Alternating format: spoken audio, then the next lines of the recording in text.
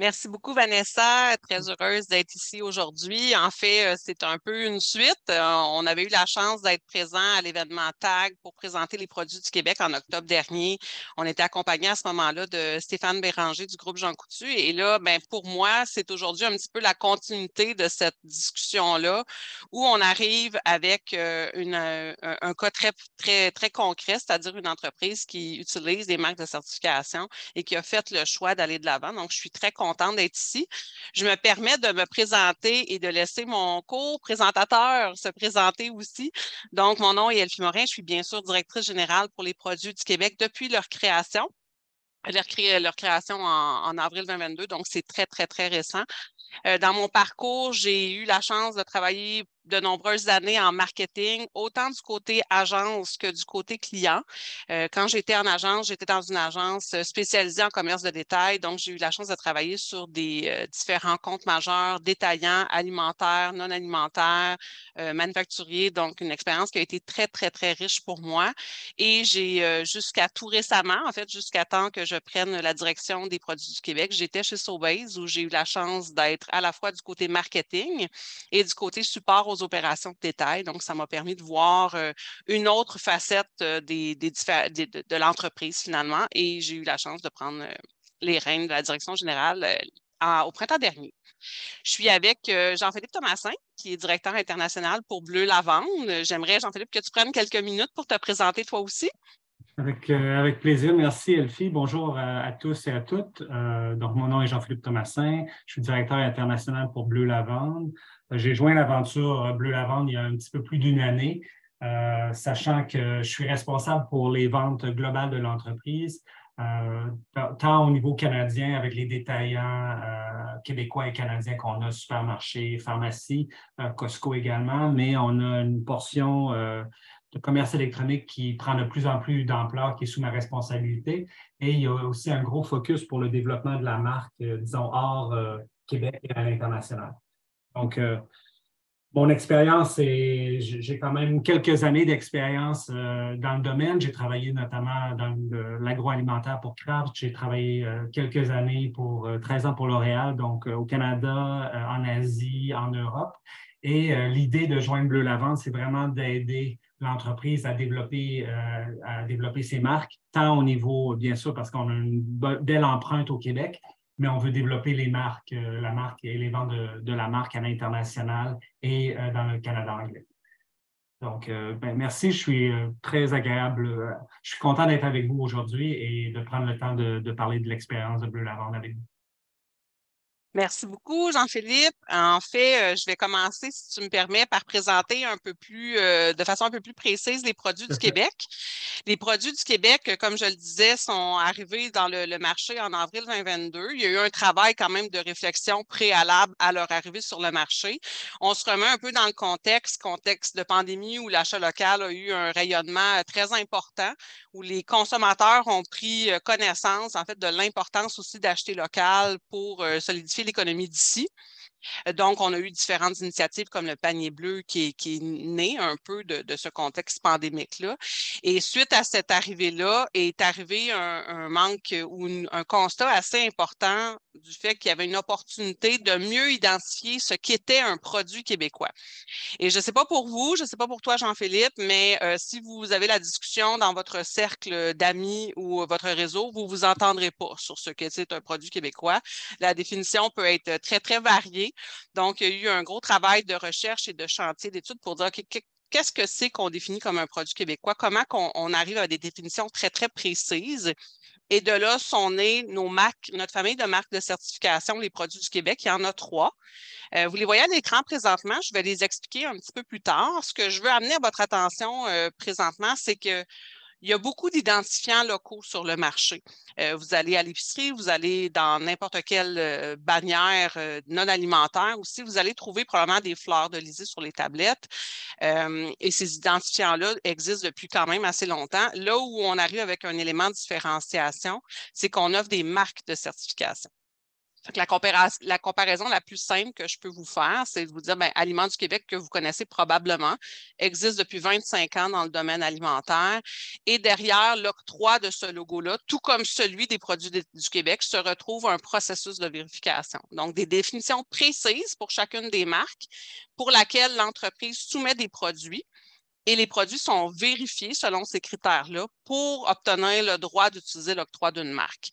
Fait que pour le consommateur, l'avantage, c'est d'avoir un peu cette crédibilité-là de vérification derrière l'octroi de ces logos-là. Donc, en ce moment, on a les produits du Québec qui sont dans le domaine non alimentaire. Donc, on couvre quand même une grande variété de secteurs. On a Aliments du Québec qui est là depuis plus de 25 ans.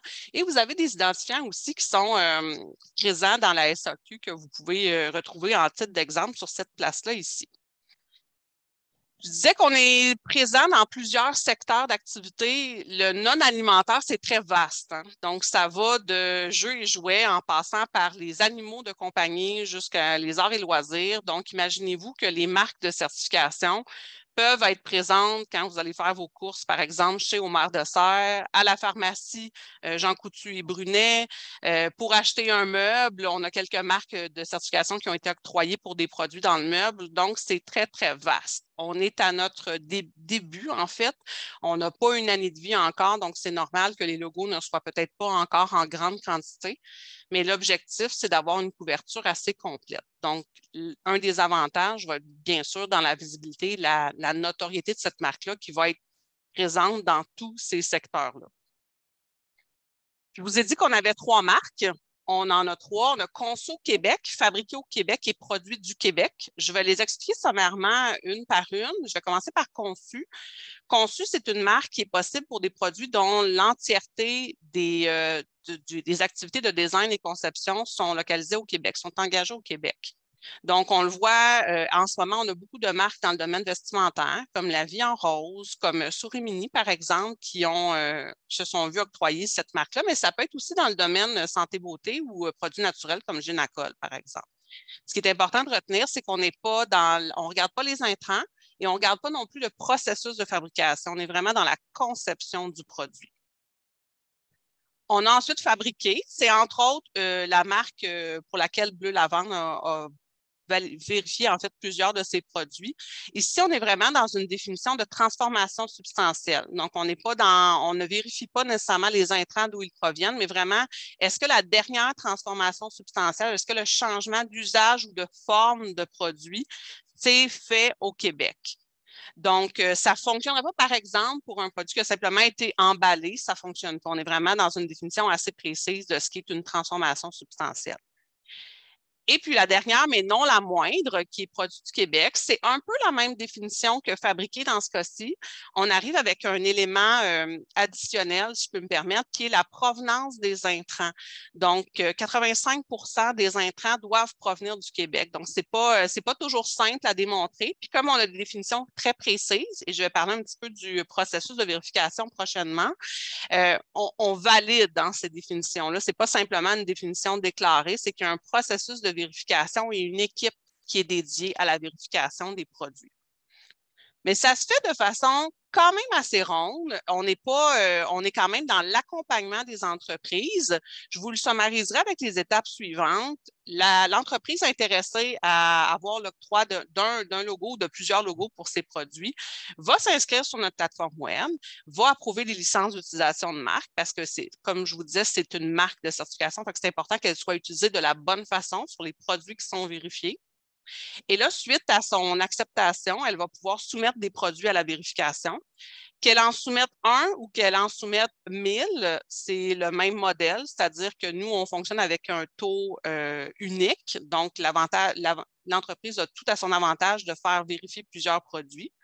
L'équipe va vérifier si les produits soumis se conforment bien à la définition de marque et va ensuite octroyer ou pas le droit d'utiliser le logo de certification pour une période d'1 an. Et après cet octroi-là, on vous offre quelques éléments pour mettre en place l'activation de la marque. On a une petite boîte à outils que vous pouvez utiliser, mais on travaille aussi de façon conjointe le plus possible avec les détaillants pour créer un canal de communication et faire en sorte que l'identification se rende en tablette. Et après ça, ben, ce n'est pas terminé pour nous, c'est-à-dire que quand l'octroi est donné, on s'assure quand même d'effectuer une certaine vigie de ce qui se passe sur le marché, que les marques sont utilisées adéquatement. Bref, on s'assure que les marques demeurent crédibles, tant pour le consommateur que pour les entreprises qui ont choisi d'adhérer aux marques. Elfie, je comprends que le programme a été lancé depuis avril 2022, mais est-ce que tu peux nous parler un petit peu du nombre d'entreprises qui ont adhéré? Parce que je pense que ça intéresse aussi les participants de savoir si c'est un programme qui commence à être soutenu par les acteurs de l'industrie.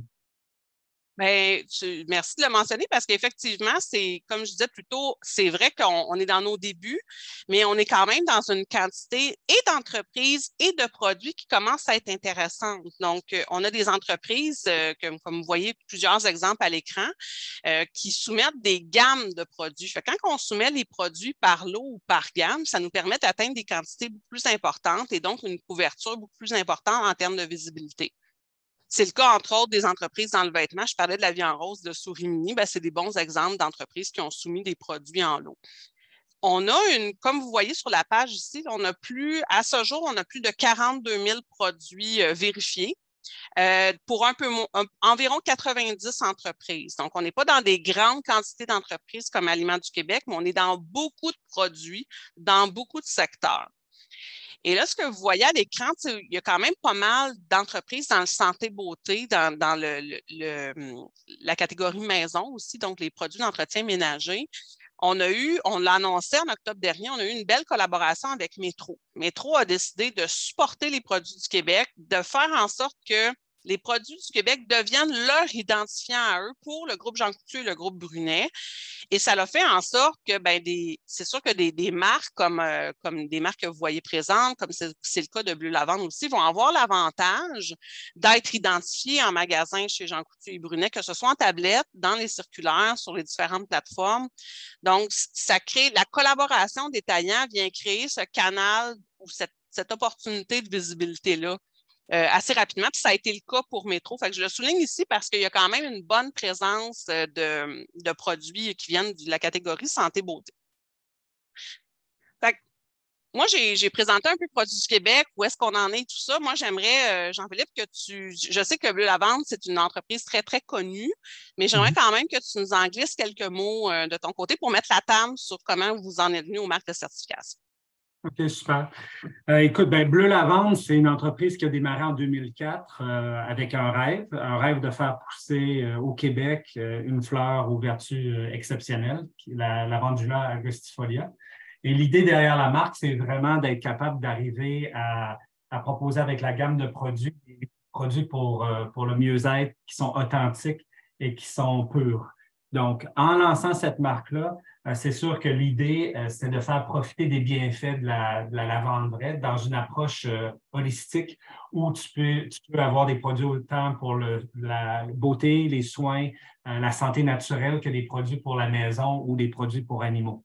C'est un peu ce qui a guidé notre approche en termes de lancement de marque. Donc, quand on met de l'avant les vertus de la lavande, c'est sûr que pour nous, c'est quelque chose qu'on a fait historiquement. On est vraiment précurseur au niveau de la promulgation de l'aromathérapie en Amérique du Nord. On a une certification ISO 3515 sur la qualité et la pureté de notre lavande vraie que nous, on utilise. Et bien sûr, on s'assure que dans nos produits, on est très rigoureux au niveau de nos formulations pour être sûr d'être capable de rencontrer les exigences les plus élevées au niveau de la commercialisation des produits. Ce qui nous permet, notamment au Québec, d'avoir un gros ancrage commercial où on est distribué notamment chez Brunet, chez Jean Coutu, chez Pharmaprix, aussi Uniprix, Familiprix, bien sûr. Et on est en train de développer tout le pan de la marque. Comme j'expliquais un petit peu plus tôt, le commerce électronique est vraiment une tendance inévitable. Donc, ça prend de plus en plus de place dans notre distribution, notre commercialisation, ce qu'on a fait. Et il y a un pan d'alimentation naturelle avec les Rachel Berry de ce monde, avec les Whole Foods qui sont très importants au niveau de la distribution. C'est vraiment une approche que je qualifierais de omnicanal.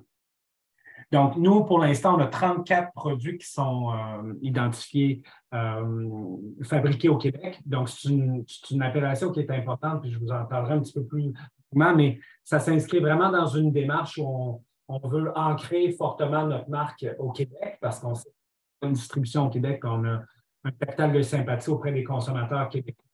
Et que pour nous, c'est important de pouvoir témoigner qu'on est fabriqué au Québec parce que le consommateur québécois reconnaît ça, mais ça s'inscrit aussi dans une mouvance de développement de la marque.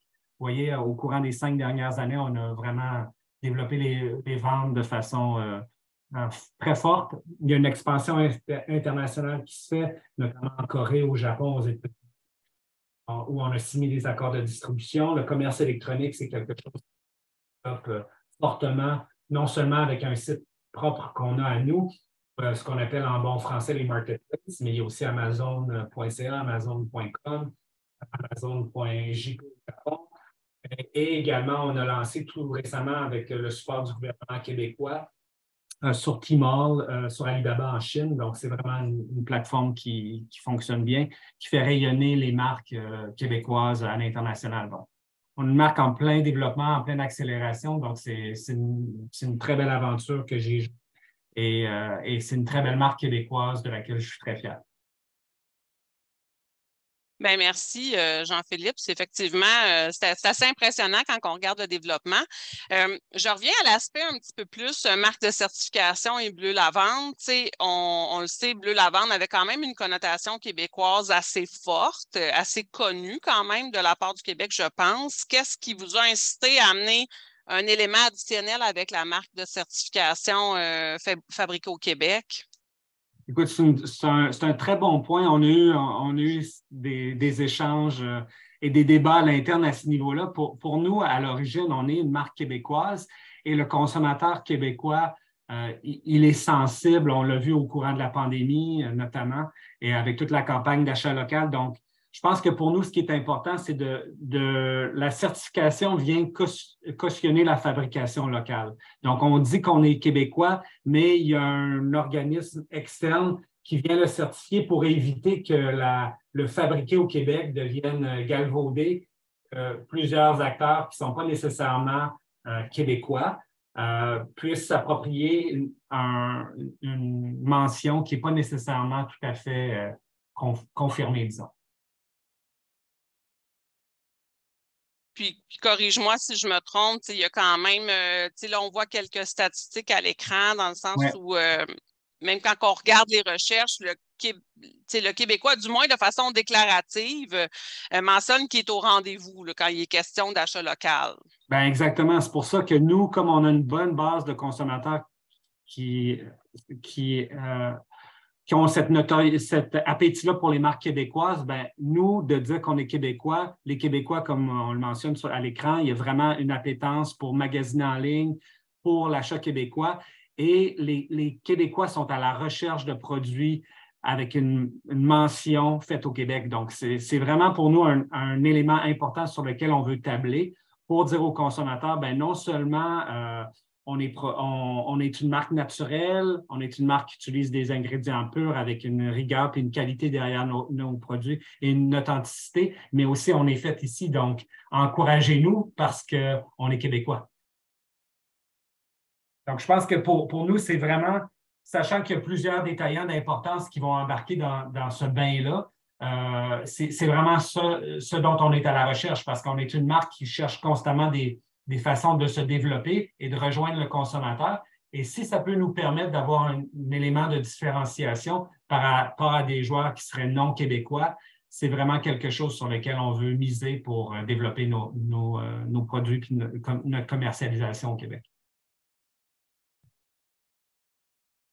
Super. Ben, écoute, on parlait de statistiques là, parce que là, j'en ai mis 2 à l'écran. J'en ai une dernière là, qui est vraiment qui revient un petit peu. Elle est un petit peu plus vieille. Là, on parle de 2020, mais que des Québécois qui disaient de façon déclarative qu'ils recherchaient des marques de certification locale quand ils font leur épicerie. On n'a pas cette statistique-là pour les produits du Québec parce qu'on est trop jeunes, puis on n'a pas encore sondé autant le terrain. Mais je vous dirais qu'on abonde dans ce sens-là. C'est-à-dire que en étant, tu le mentionnes, Jean-Philippe, en étant visible dans plusieurs canaux, on pense atteindre assez rapidement une notoriété qui va nous permettre d'avoir cette force-là de frappe qu'Aliments du Québec a depuis 25 ans. Oui, Mais parce si que je toi, ça résumais... doit te permettre aussi, tu dois avoir des avantages dans cette accréditation-là pour les entreprises québécoises, là, puis les détaillants.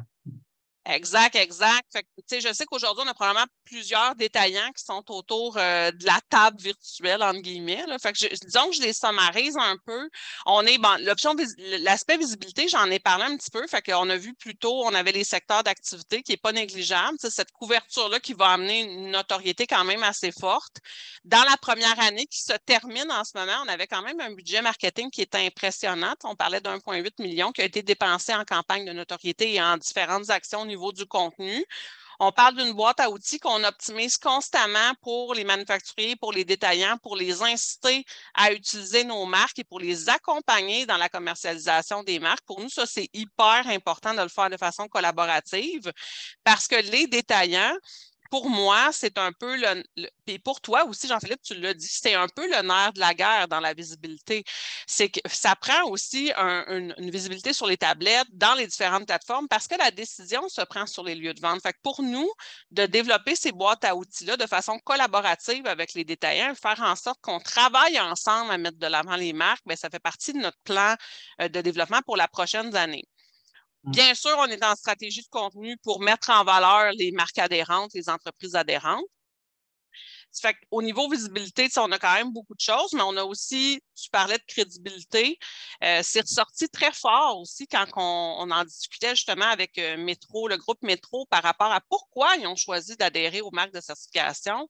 Bien, parce que ça leur permettait à eux de dire, ben moi, je n'ai pas à faire ce travail-là à l'interne, de me donner le trouble, de déterminer qui est québécois, qui ne l'est pas, d'octroyer ou pas le droit d'avoir un logo, de gérer, si jamais il y a un enjeu ou quoi que ce soit, c'est pas à eux de le faire. Ils n'ont pas de ressources à mettre sur cet élément-là. Ils dirigent les marques vers nous. Fait que, en période où la main-d'œuvre n'est pas nécessairement, c'est pas toujours facile au niveau de la main-d'œuvre, c'est un élément qui est quand même non négligeable. Fait qu'on est vraiment un tiers parti impartial. Notre processus est rigoureux. On vérifie vraiment avec vigueur les informations qu'on demande.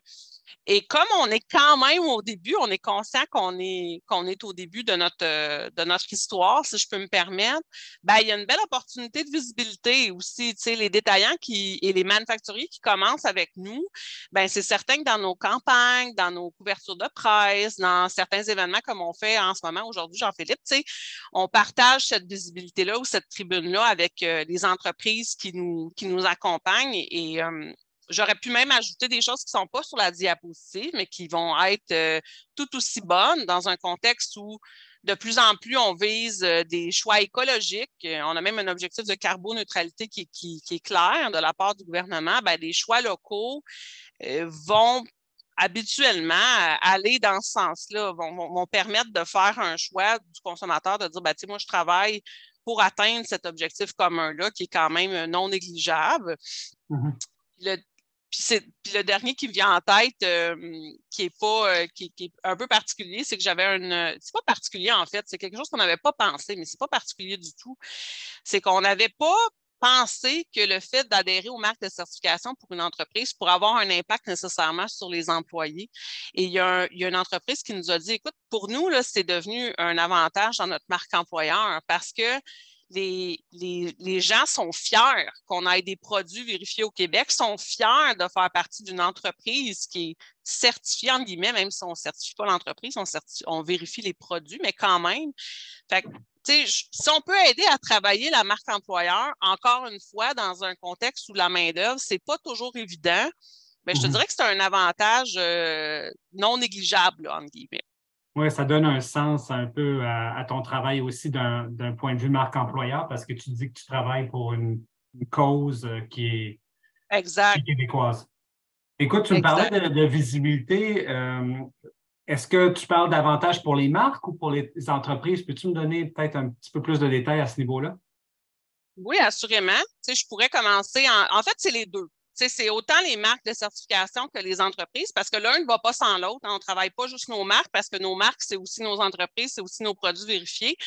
Fait que la première chose qu'on a fait cette année, c'est un premier pas, c'était de lancer nos marques. De lancer nos marques, les positionner dans différents secteurs d'activité. On a choisi de le faire avec une ligne forte, qui était, on a le Québec tatoué sur l'étiquette. On a mis en valeur des secteurs d'activité sans nécessairement personnaliser les produits. Fait que c'est un choix tout à fait conscient. Dans la présentation, vous allez avoir les liens pour les pubs télé si vous ne les avez pas vus. Ce sont 3 pubs de 15 secondes, une par marque. On a fait cette campagne-là entre novembre et janvier. Donc, il y avait un volet affichage, il y avait un volet numérique, il y avait plein de choses là, qui ont complété cette campagne-là. Fait que ça, c'était une campagne pour moi de notoriété de marque. Mais de plus en plus, ce qu'on va tendre à faire, c'est travailler la stratégie de contenu. Fait que la stratégie de contenu va aller avec nos marques adhérentes, les produits vérifiés, comment on met en valeur les entrepreneurs, comment on fait en sorte de faire rayonner ces entrepreneurs-là de façon à les positionner aussi positivement dans le marché québécois auprès du consommateur. Fait que là, on a 2 exemples. On a fait, entre autres, des vidéos entreprises où on avait BioVert, on avait JMR, on avait d'autres entreprises qui ont été identifiées. On fait aussi des posts d'entrepreneurs. Dans le cas, ici, on voit Nathalie, qui est copropriétaire de Bleu Lavande, entre autres, qu'on a mis en valeur dans un post. Et de plus en plus, on va tendre à enrichir cette stratégie de contenu-là qui, pour nous, est hyper importante.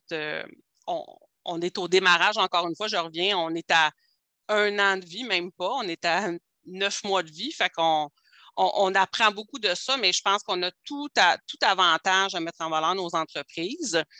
Toutefois, il ne faut pas négliger que dans la courroie, dans l'équation, puis tu en parlais tout à l'heure, le partenariat détaillant est hyper important. Le partenariat détaillant est hyper important parce que c'est là que la décision se prend sur le point de vente. Fait qu'on est à travailler d'autres partenariats qui vont voir le jour sous peu.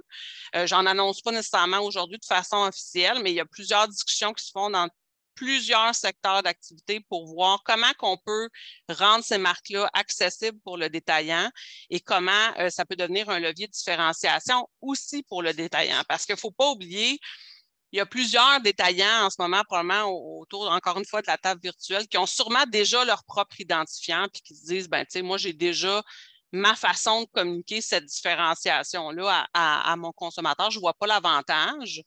Ben, tu sais, c'est sûr que c'est une transition, mais voyez-le comme un avantage, un gain en productivité, un gain en crédibilité, un gain en notoriété puis en visibilité. Fait qu'un gain à plusieurs égards qui peut être pris un petit pas à la fois. Puis soyez encore rassurés que l'équipe Les Produits du Québec vont collaborer aussi dans le rayonnement du détaillant qui participe avec nous. Fait que, tu sais, comme tu vois, Jean-Philippe, moi, j'en ai beaucoup, là, des exemples de choses ou de visibilité que je vois. Là, j'ai mis à l'écran justement une visibilité détaillant qu'on a faite avec Jean Coutu.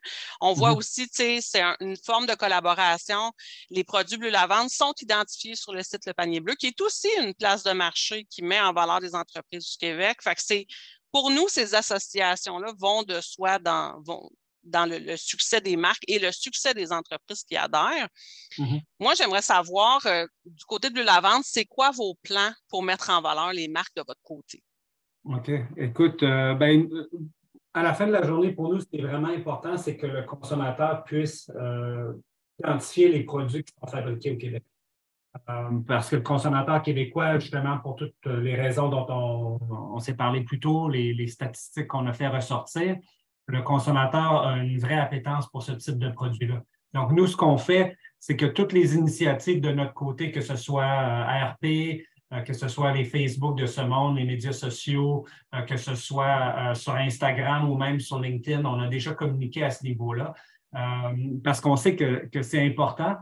Ce qui va être extrêmement important, selon moi, c'est tout ce qui est, justement, on est en pourparlers avec certains détaillants parce qu'étant donné qu'on a l'accréditation, on a discuté avec des détaillants, notamment Jean Coutu, Brunet, pour que ça soit mis de l'avant en tablette pour que nos produits soient identifiés. Donc, comme tu le mentionnais, la décision d'achat, 80% des décisions d'achat se prennent sur le point de vente.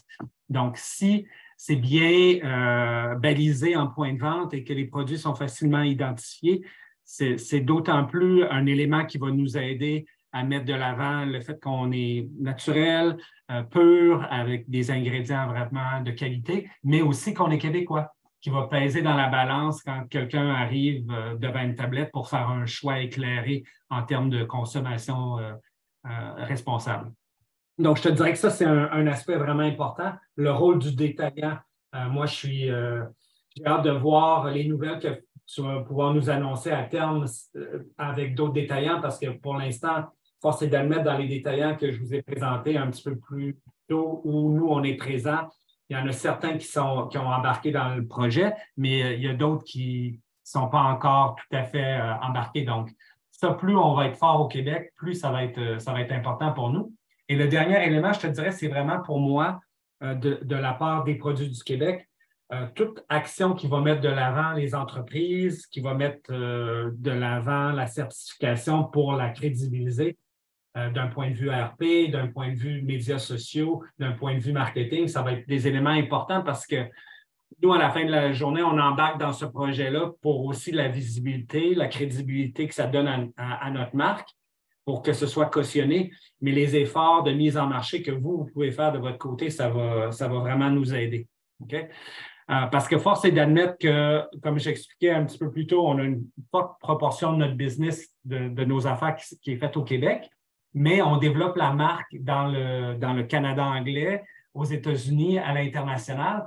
Donc, on doit jouer un petit peu sur deux fronts en même temps, c'est-à-dire que d'un point de vue commerce électronique, à titre d'exemple, sur notre site Internet, on communique en français sur la marque, sur la certification fabriquée au Québec parce que c'est un élément qui est fondamental, qui est important aussi aux yeux de nos consommateurs francophones.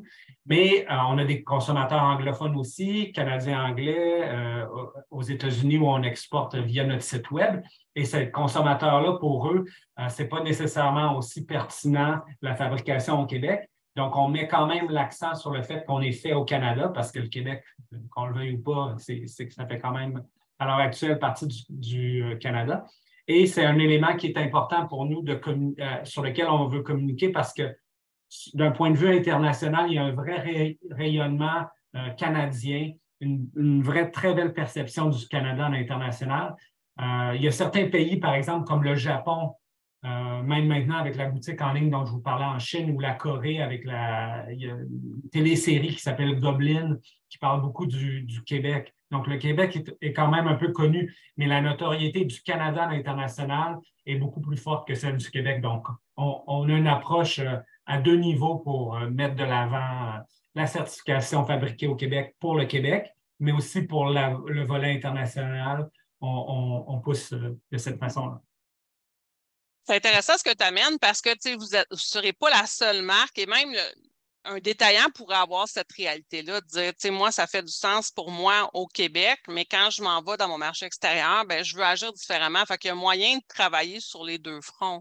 Fait que moi, je trouve que c'est un exemple super pertinent là, qui va probablement être éclairant pour d'autres entreprises pour qui ça serait peut-être un frein de dire, ben, moi, je développe aussi à l'international. Fait que je te remercie beaucoup de ce partage-là. Okay. Moi, excuse-moi, Jean-Philippe, tu l'as-tu? Non, Non, c'est. parfait. Je te disais, simplement, je t'en prie, ça fait plaisir de partager. De toute façon, je pense que c'est un beau projet. Encore une fois, Bleu Lavande, c'est une super entreprise. On est heureux de faire partie de ce projet-là parce que je sais que le capital d'affection pour la marque au Québec est vraiment fort. Puis c'est important de tabler sur le fabriqué au Québec parce que des entreprises comme ça, ben, on tient à les garder et on tient à les développer au Québec aussi. Ben, super. Ben, merci beaucoup, Jean-Philippe. J'espère que ça a été éclairant. Là, je vais prendre la portion de questions qui est dans le Q&A. Fait que si vous en avez à soumettre, ne vous gênez pas. On a encore plusieurs minutes pour y répondre. Sinon, dans la présentation que je vais envoyer à Vanessa, il va y avoir mes coordonnées. Fait que vous pourrez sans problème m'adresser vos questions si vous jugez que c'est préférable par courriel de cette façon-là. Je vais regarder un peu ce que j'ai. J'ai une question de Richard. Quelle proportion des ventes de Bleu Lavande pensez-vous sera attribuable à la certification fabriquée au Québec? Écoute, Richard, c'est une excellente question. Malheureusement, je n'ai pas de boule de cristal pour te dire exactement. Et nous, ça fait quand même plusieurs années qu'on communique sur le fait qu'on est fabriqué au Québec, donc sans avoir une certification à proprement parler. Ce qui est vraiment dû à... Je ne veux pas te répondre de bêtises, là. Je ne peux pas facilement mettre un chiffre sur ça, mais je sais que dans les statistiques qu'on a fait ressortir, le fait d'être fabriqué au Québec et d'être reconnu comme fabriqué au Québec joue beaucoup dans la balance du consommateur québécois dans sa décision d'achat. Donc, pour nous, c'est une façon de crédibiliser la valeur de nos produits, crédibiliser notre offre et de dire aux consommateurs, ben, non seulement on produit ici, mais non seulement nos produits sont purs, de qualité, mais aussi on produit localement. Donc, c'est important de mettre ça de l'avant. Je te dirais que c'est un argument marketing, mais c'est important dans l'ADN de notre marque. Puis peut-être que là, parce que, tu sais, on est aussi bon, comme on disait plus tôt, je peux me permettre de compléter ta réponse, là, dans notre capacité aussi de le communiquer aux consommateurs. Fait qu'il faut que la communication se rende sur les lieux de vente. Fait que, tu sais, peut-être que dans quelques mois, où là, on aura une couverture de marque dans plusieurs bannières, ça va être plus facile pour toi, Jean-Philippe, de tirer des conclusions, de dire, ben, tu sais, si je compare, avec des périodes comparables, avec identification, sans identification, comment de vente je vais pouvoir tirer. Mais là, je pense que pour l'instant, il est tôt un peu pour faire ça, je crois. Ouais. J'ai une question. Ça prend combien de personnes pour certifier 42 000 produits, 90 entreprises? C'est une excellente question. Je vais répondre simplement, puis après ça, je vais donner un peu de détails. Notre équipe de vérification, en date d'aujourd'hui, est de 3 personnes. On a une personne de cette équipe-là qui est partagée en 2 équipes, mais je vous dirais qu'on a 2,5 ressources dédiées à 100% sur la vérification. Ça prend autant de temps que la complexité de la demande. Et je m'explique dans le sens où, si par exemple, j'ai une demande pour la marque conçue, où on regarde vraiment les étapes de conception et design, et où c'est possible de faire des lots assez costauds, parce qu'un lot, par définition, va être sur est-ce que dans ce lot-là, on est sur la même définition, puis est-ce qu'on est dans la même type d'utilité de produit. Fait que si je me calque à cette définition-là, ben dans l'industrie vestimentaire, par exemple, je peux soumettre une grande quantité de produits ensemble. Fait que là, à ce moment-là, ça va assez vite. T'sais. Mais si je m'en vais dans le produit du Québec, où là, je regarde tous les intrants, que je dois calculer mon 85 et que, par exemple, j'aurais une demande pour une motoneige, il doit y avoir beaucoup de composantes dans une motoneige, ça peut être extrêmement long. Fait que la vraie réponse, c'est avec les ressources qu'on a en place présentement, on est tout à fait capable de gérer la demande de façon très rapide. Donc, il n'y a pas de délai d'attente à la vérification actuellement. Si on en vient à avoir une forte proportion de produits qui sont très complexes pour la marque produit, ça pourrait changer la donne, mais avec la tendance qu'on a actuellement, où on a plus de produits fabriqués, conçus, ça gère très, très bien sans délai. J'espère que ça répond à la question. Si ce n'est pas le cas, juste revenez vers moi, ça va me faire plaisir de préciser. J'ai ici, est-ce que les produits du Québec ont établi une approche ciblée vers des catégories de produits, jouets, meubles, vêtements? Si oui, quels sont-ils? Est-ce qu'on a des approches par catégorie ciblée? Oui, dans le sens où on est à peaufiner justement ces approches-là pour se rapprocher de certains détaillants, où on veut créer des canaux de communication par le consommateur. Donc oui, on est à travailler des approches ciblées. Est-ce que pour l'instant, il y en a eu jusqu'à ce jour? Non, mais on est en train de travailler là-dessus. Donc ça va venir, entre guillemets. La copie de la présentation, bien sûr.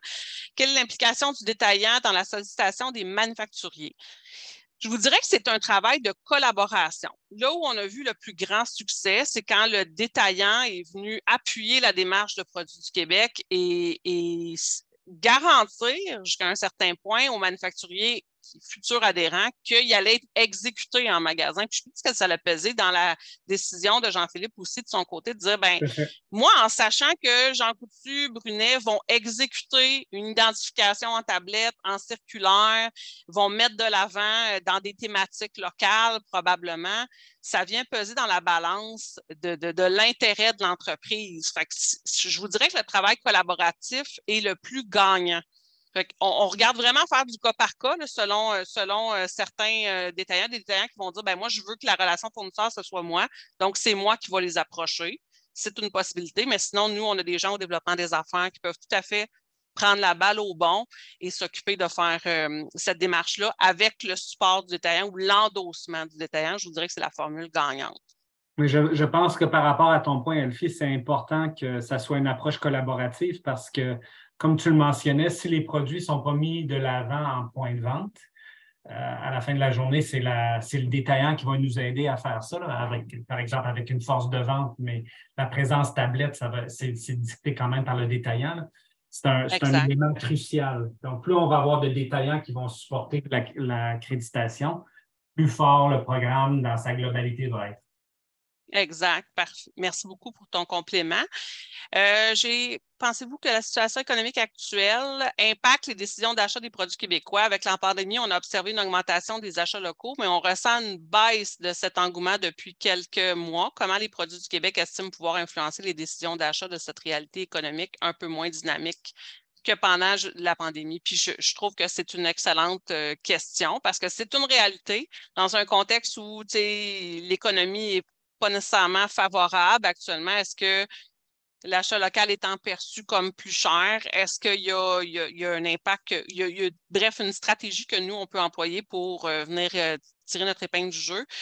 Je vous dirais, il y a deux choses. T'sais, nous, c'est sûr que dans les démarches qu'on veut concrétiser au cours de la prochaine année, on veut arriver à démystifier un peu l'aspect prix. Parce que c'est pas vrai que acheter local, c'est toujours plus cher. Tu sais, je sais qu'Aliments du Québec ont sorti une recherche, là, je pense, à l'automne dernier sur cette réalité-là, dans le domaine alimentaire spécifiquement, et y arrivait à des conclusions comme quoi on peut acheter local en étant tout à fait compétitif. Je ne vous dis pas que c'est le cas de toutes les catégories de produits, mais il va falloir qu'on apprenne à faire une certaine forme d'éducation auprès du consommateur, de dire qu'il faut comparer des pommes avec des pommes. Si on compare un produit de très haute qualité au Québec puis un produit de bas de gamme de l'extérieur, c'est pas des pommes avec des pommes. Puis on a tendance à voir beaucoup ça dans l'achat local actuellement. Donc, c'est sûr que nous, on va vouloir travailler en éducation du consommateur, de dire dans certaines catégories, l'offre locale, elle est comparable. Si on compare un même type de produit avec son comparable de l'extérieur, fait qu'il y a un travail que nous, on va vouloir faire là-dessus. Ça, c'est assurément, c'est vrai. Puis après ça, ben, on va avoir un travail de tabler sur là où on est bon. T'sais, quand on a, dans le cas où le prix serait effectivement un facteur où on est plus cher dans certaines catégories, ben, on a d'autres points de différenciation. Fait que de concrétiser les avantages de l'achat local, que ce soit au niveau du développement durable, social, économique, écologique, on va vouloir évidemment amener encore une fois d'éducation auprès du consommateur pour démontrer à quel point acheter local, ça a un impact. Ça a un impact, puis c'est là-dessus qu'on va travailler aussi. Fait que je vous dirais à deux niveaux, un peu aller chercher l'espèce de vrai comparable au niveau des prix pour ce qui est de l'achat local non alimentaire, puis de tabler sur nos arguments qui sont les nôtres que l'extérieur ne pourra pas aller chercher. Ça serait. J'ai une autre question qui est est-ce qu'il y a des frais d'adhésion pour les détaillants? La question, elle est bonne dans le sens où si le détaillant est vraiment une courroie d'engrenage, entre guillemets, entre le manufacturier et le consommateur, donc il ne fait qu'assurer l'exécution en magasin, il n'y a pas de frais parce qu'il n'y a pas de produit adhérent. Toutefois, si le détaillant a une marque privée, qui veut mettre de l'avant, puis évidemment, on l'encourage. La marque privée est admissible, bien sûr. Là, il devient un manufacturier et là, il y a des frais. Au même titre que pour les manufacturiers, c'est la même structure de prix. Donc, c'est la même chose. Fait que pas de produit de marque privée, non. Produit de marque privée, oui. Fait que moi, j'ai répondu à toutes les questions. Oh! Donc, je suis prête s'il y en a d'autres. Sinon, ben, on peut jaser. Là, non, c'est pas vrai. Non, mais sinon, on sera bien sûr disponible là, par courriel sans problème, Vanessa. Mon courriel est dans la présentation. Parfait. Je vois qu'il n'y a pas d'autres questions. Ah oui, il y en a une qui vient de rentrer. Pourquoi n'en fait pas plus? Oh, c'est une bonne question, Pascal, mais je ne travaille pas à la SAQ. Pourquoi la SAQ n'en fait pas plus pour les vins spiritueux du Québec? C'est une bonne question. Moi, je trouve que l'affichage de la SAQ est quand même bon en passant. Là, il y a souvent des promotions sur les achats du Québec. Il y a 3 identifiants. Vous pouvez me contacter en privé. Je vais vous donner le contact à la SAQ à qui adresser votre question.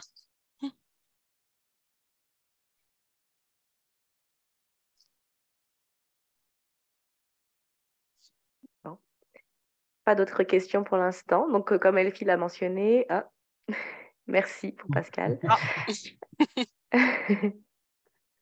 Est-ce que vous avez de la visibilité prévue lors de la Saint-Jean à Noël, Elfie? On est en plein dans nos plans marketing actuellement. Donc, c'est certain que la Saint-Jean, c'est une occasion pour nous qui est un peu naturelle. Fait que c'est certain qu'on va être présent au niveau marketing durant la période de la Saint-Jean. Puis après ça, pour ce qui est de le reste de l'année, bien, on essaie d'aligner nos actions pour être en ligne aussi avec nos détaillants parce que notre priorité, c'est de créer ces canaux de collaboration-là. Donc, probablement qu'on va avoir d'autres occasions dans l'année, mais pour l'instant, je ne m'avancerai pas sur lesquelles. Mais il y a assurément une stratégie de communication qui va s'étaler au courant de l'année. Exact, exact.